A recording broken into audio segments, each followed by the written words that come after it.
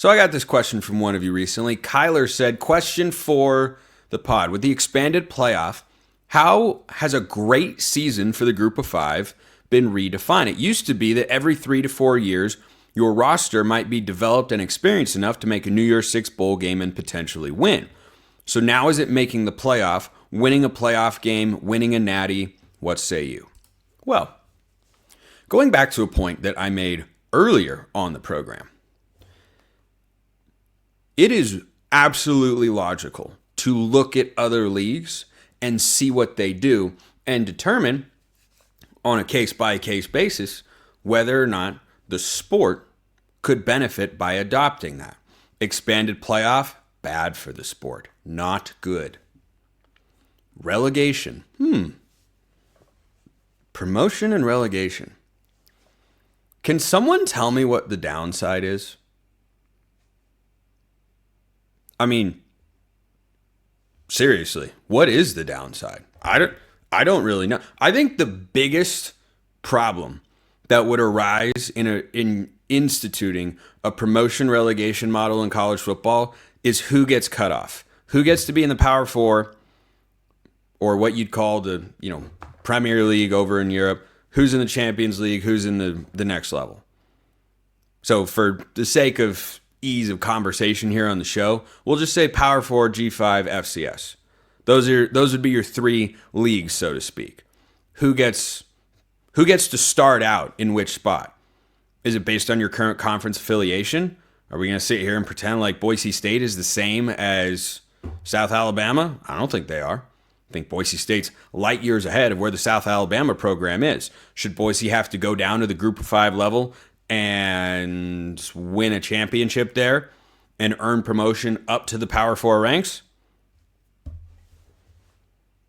The games that involve teams who are not any good, with coaches coaching for their jobs sometimes, or teams are just kind of playing out the season, would it not be more exciting for the fan bases, television executives, and fans alike, who are all the interested parties really that care about what's on the line in a college football game, if you've got a couple of 3-8 teams going into the last week of the regular season, or a couple of 3-9 teams who have already struggled throughout the season, and they play one game and the winner gets to stay in the higher level and the loser has to go down?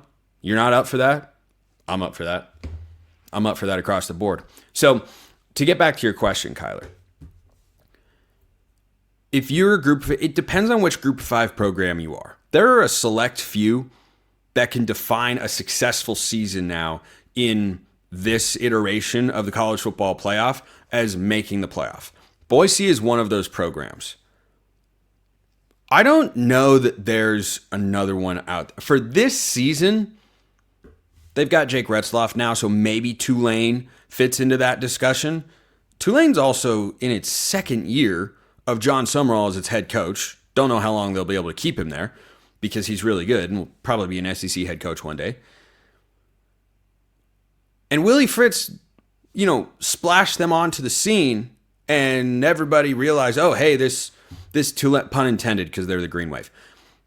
This Tulane program, this Tulane team, they beat USC. Holy smokes, that's really good. Okay, that's a newer phenomenon. I know they've had their day way back in the day before I was around, but for most of my life as a college football fan, I didn't really know what Tulane was or where Tulane was or what the potential was. Now I've seen it.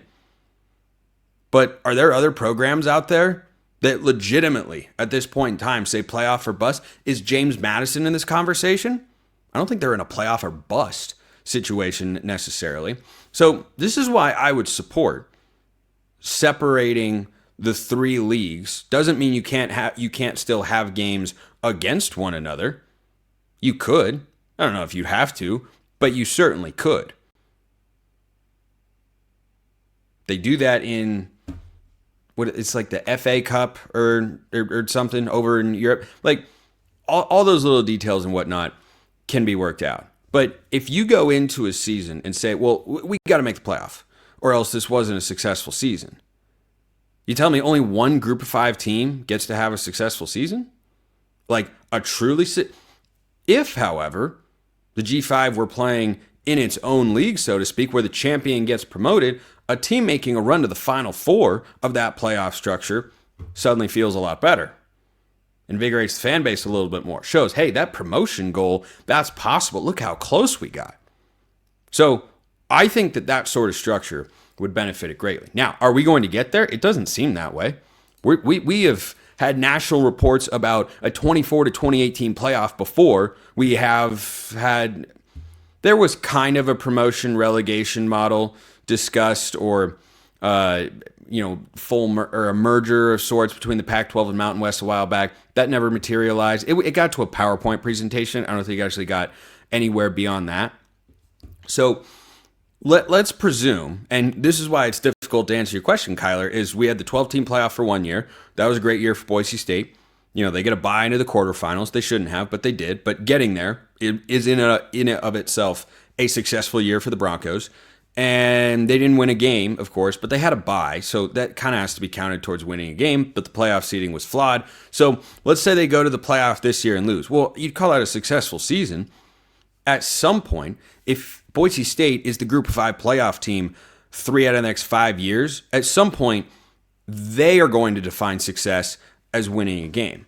But if a Group of 5 team that hasn't been there before flashes onto the scene, like James Madison, for instance, if they were to go undefeated this year and roll through the Sun Belt and they get the nod over the Mountain West or American Conference champion, well, that would be a successful season because they've proven that they can get there. And then the task becomes, okay, how do we build on this? How do we keep taking those steps forward? I don't think you can see a Group of 5 team go win a national championship unless you introduce the promotion relegation model that I've talked about many times on the show. Because the financial disparities between the Group of 5 and the television money and NIL money that they're working with compared to what the Power 4 are working with, these are not the same. These are not even close to the same. So you can put together a good team. Boise State last year was better than a lot of Power 4 programs. But that was as good as that Boise State team could have been. And though they were respectable in their game against Penn State, who were into the Final Four of the college football playoff, that was the best Boise State team you could have had.